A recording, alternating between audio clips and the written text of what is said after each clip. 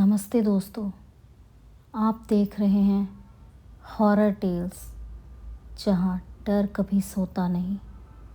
स्वागत है आपका इस डरावनी रात में, जहां हर परछाई में छुपा है एक राज और हर आवाज़ के पीछे है एक कहानी। तो लाइट्स बंद कर लीजिए, हेडफोन लगा लीजिए, क्योंकि आज की रात हम आपको ले चलेंगे उस जगह जहां अंधेरा सिर्फ बाहर नहीं, अंदर भी है। तो चलिए शुरू करते हैं आज की डरावनी कहानी। घना कोहरा पहाड़ों को ढक चुका था। सड़क पतली और दोनों ओर घने देवदार के पेड़ ऐसे खड़े थे जैसे किसी रहस्य की रखवाली कर रहे हों। कार के अंदर 5 दोस्त काशवी, मेहर, कबीर, तान्या और अनामिका पिछले 2 घंटों से हंसी मजाक में सफ़र काट रहे थे। काशवी गाड़ी चला रही थी और बाकी 4 लोग पीछे म्यूज़िक पर झूम रहे थे। कसौली पहुंचने से पहले अगर कोई सस्ता होटल मिल जाए तो रुक लेते हैं, काशवी ने बोला। हाँ भाई, पेट्रोल भी ख़त्म होने वाला है, तान्या ने बॉटल से कोल्ड ड्रिंक पीते हुए कहा। मैंने एक होटल देखा था रास्ते में गूगल मैप पर, हिलक्रेस्ट होटल, मेहर ने मोबाइल देखते हुए कहा। वहीं चलो ना, नाम तो फैंसी लग रहा है, कबीर बोला। Hillcrest sounds like haunted already. सब हंस पड़े, बस अनामिका नहीं।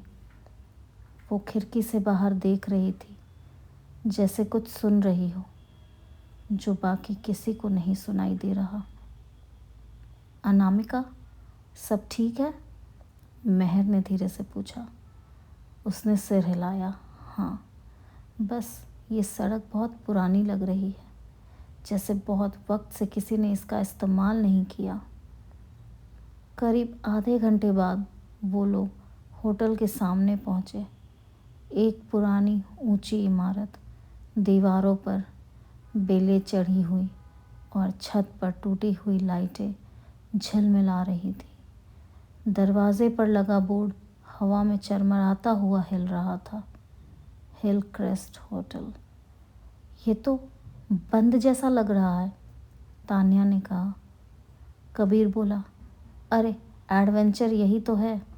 भीतर से एक बूढ़ा आदमी बाहर आया, चेहरे पर झुर्रियाँ, आंखों में थकान। कमरा चाहिए? उसने पूछा। काशवी ने कहा, हाँ, 5 लोगों का कोई बड़ा कमरा मिल जाएगा? बूढ़े ने गहरी सांस लेते हुए कहा। 3 कमरे खाली हैं, 12 नंबर तक, 13 नंबर मत पूछना। सबने एक दूसरे को देखा। 13 नंबर? कबीर हंस पड़ा। अंकल, हम वो हॉरर मूवी वाले नहीं हैं, डरेंगे नहीं, बूढ़ा आदमी बोला। डरना नहीं, पर हंसना भी मत जब चीज़ें हिलने लगे तो। उसने पुराने रजिस्टर में से नाम लिखवाया और चाबियां पकड़ा दी। रात के 10 बजे होटल का कॉरिडोर लंबा और सुनसान था। दीवारों पर पुराने फ़ोटो, कुछ धुंधले, कुछ फटे हुए। मेहर ने एक तस्वीर देखी जिसमें कुछ लोग होटल के सामने खड़े थे, लेकिन बीच में एक चेहरा पूरी तरह काला था, जैसे मिटा दिया गया हो। ये किसकी फ़ोटो होगी? उसने धीरे से कहा। शायद पिछले मेहमान, अनामिका ने फुसफुसाया। यह शायद वो जो अब भी यहीं हैं, कबीर ने मजाक उड़ाया। लेकिन उसके बोलते ही अचानक कॉरिडोर की लाइटें एक एक करके बुझने लगी। ठक ठक ठक। ऊपर से कोई चलता हुआ आवाज़ आ रहा था। कोई और भी ठहरा है यहाँ? काशवी ने पूछा। बूढ़े रिसेप्शनिस्ट ने बिना देखे जवाब दिया। ऊपर का फ्लोर तो सालों से बंद है। कमरों में सबने अपना सामान रख लिया।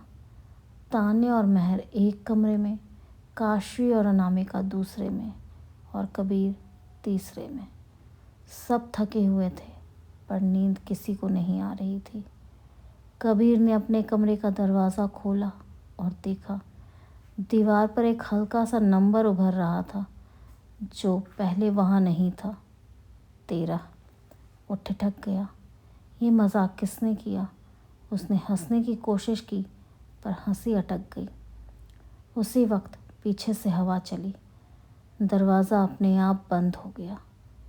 कबीर ने हैरानी में पुकारा, काशवी, महर, कोई है? पर बाहर सन्नाटा था। अगले ही पल दरवाजे के पीछे से एक धीमी फुसफुसाहट आई, वापस चले जाओ, वो अब भी यहीं है। रात की हवा ठंडी और भारी थी। कबीर अपने कमरे में खड़ा था, दरवाजे की तरफ घूरते हुए जहां अचानक 13 का नंबर उभर आया था। दिल तेज़ी से धड़क रहा था। उसकी आंखें डर से चौंधिया रही थीं, पर जिज्ञासा ने उसे रोक नहीं पाया। अरे बस मजाक है, बस मेरी आंखें खेल रही हैं, उसने धीरे से खुद से कहा। लेकिन तभी दरवाजे के पीछे से धीमी फुसफुसाहट आई, आओ आओ, कमरे में चलो। कबीर ने हाथ से दरवाज़ा खोला। कोई अंदर नहीं था, लेकिन कमरे की दीवारें जैसे हल्की रोशनी में सांस ले रही हों, धीरे धीरे धुंधली परछाइयों में बदल गई। उसने कदम रखा और अचानक फर्श उसके नीचे जैसे गहराई में खिंचने लगा। काशवी और महर अचानक महसूस कर रही थी कि कबीर का कमरा अजीब सन्नाटा लेकर बैठा है। कबीर, तुम कहाँ हो? काशवी ने फ़ोन कॉल किया, लेकिन सिग्नल काम नहीं कर रहा था। क्या वो मजाक कर रहा है? महर ने धीरे से कहा, पर उसकी आवाज़ में डर छलक रहा था। तान्या ने अपने कमरे में भी हवा का झोंका महसूस किया। दरवाज़ा अपने आप खुला और बंद हुआ। ऐसा लगा जैसे कोई अंदर से हंस रहा हो। अनामिका ने फुसफुसाया, हम सिर्फ 5 दोस्त हैं, पर यहाँ महसूस कर रही हूँ कि कोई छुपा हुआ है। काशवी, महर और तान्या ने मिलकर कबीर को ढूंढने का फैसला किया। जैसे ही वो कॉरिडोर में उतरी, काले भूरे धब्बों वाली दीवारें उन्हें घेरने लगी। फर्श से हल्की आवाज़ें उठ रही थीं, कदमों की, हंसी की और कभी कभी रोने की।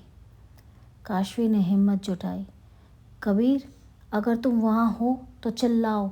लेकिन जवाब में केवल सन्नाटा और धीमी फुसफुसाहट आई, वापस मत जाना, हम तुम्हारा इंतज़ार कर रहे हैं।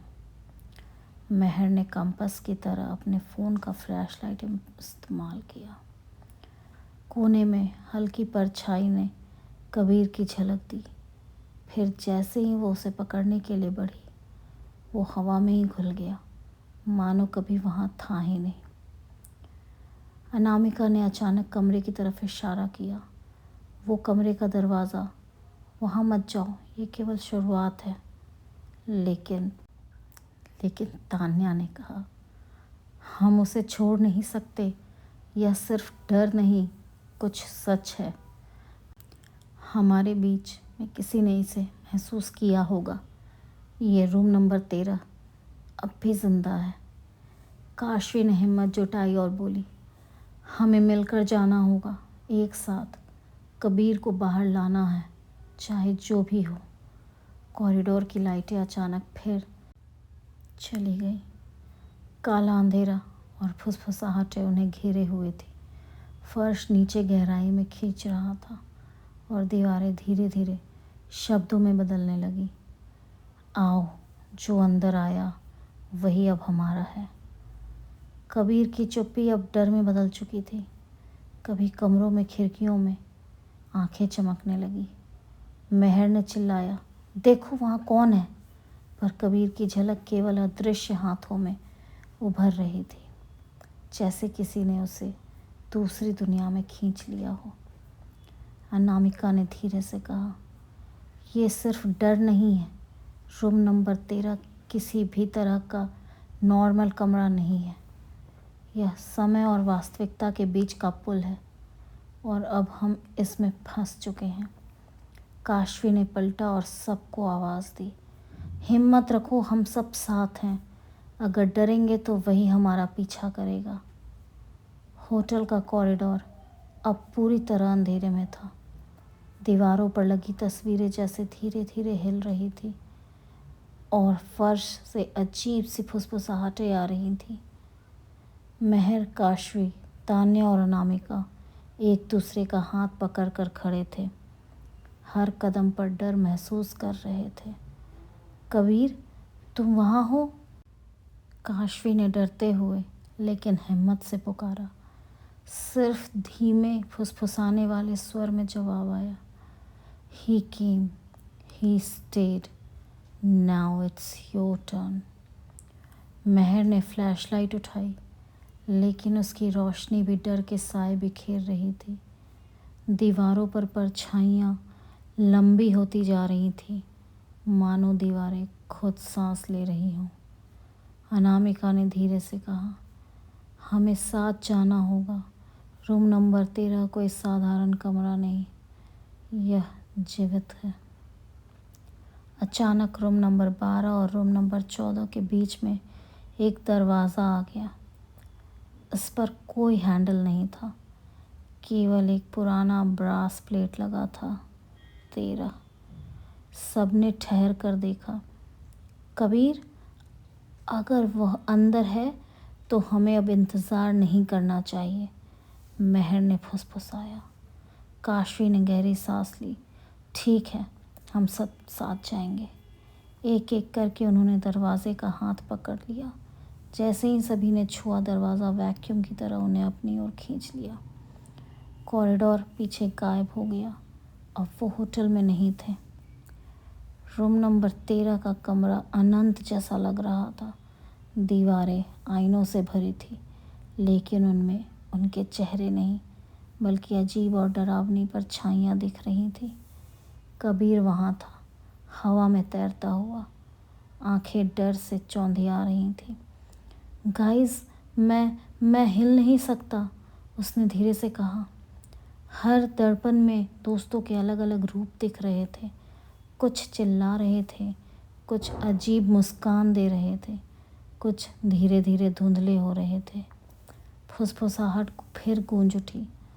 Welcome, you wanted to see the truth, now you belong to the room. Anamika ने कांपते हुए कहा, यह कमरा केवल फिजिकल बॉडी नहीं पकड़ता, यह रूह, डर और यादें खा जाता है। अचानक फर्श हिलने लगा। हर दोस्त खुद को कमरे के अलग रास्ते पर पाता है। काशवी का रास्ता अजीब चेहरों और हंसती आवाज़ों से भरा हुआ था। महर के रास्ते में उसकी सबसे बड़ी डरावनी यादें सामने आने लगी। तान्या का रास्ता उसके डरावने भ्रमों से भरा था। अनामिका को एक खाली और अनंत वॉइड की तरफ खींचते हुए हाथ महसूस हुए। कबीर अब भी कमरे के बीच में फंसा हुआ था, हिल नहीं पा रहा था। फुसफुसाहट गूंजती रही। Fear feeds the room, only courage may let you escape। महर चिल्लाई। काशवी, तान्या, अनामिका, हमें साथ रहना होगा। कमरा झुक गया, परछाइयाँ ठहरी और कमरे के भीतर हल्की रोशनी की झलक दिखी। शायद कबीर तक पहुंचने और बच निकलने का रास्ता। अनामिका ने धीरे से कहा, अगर हम डर जाएंगे तो हम खो जाएंगे। यह कमरा केवल शरीर ही नहीं, हमारी आत्मा भी निगलता है। काशवी ने अपनी हिम्मत जुटाई। हम इसे सामना करेंगे, साथ में हम कबीर को बाहर निकालेंगे। धीरे धीरे दर्पणों के टुकड़े साफ रोशनी में बदलने लगे और कमरे का डर कुछ कम हुआ। कमरा अभी भी जीवित था, लेकिन उन्हें यह पता था कि अब लड़ाई शुरू हो चुकी है। रूम नंबर 13 ने अपने रहस्य की पहली झलक दिखा दी। दोस्तों को अब समझ आया कि यह कमरा केवल भूत या प्रेत का नहीं, बल्कि डर और मानसिक परीक्षण का घर है। कबीर अभी भी फंसा हुआ है और उन्हें मिलकर सही रास्ता खोजने और कमरे से बाहर निकलने की ज़रूरत है।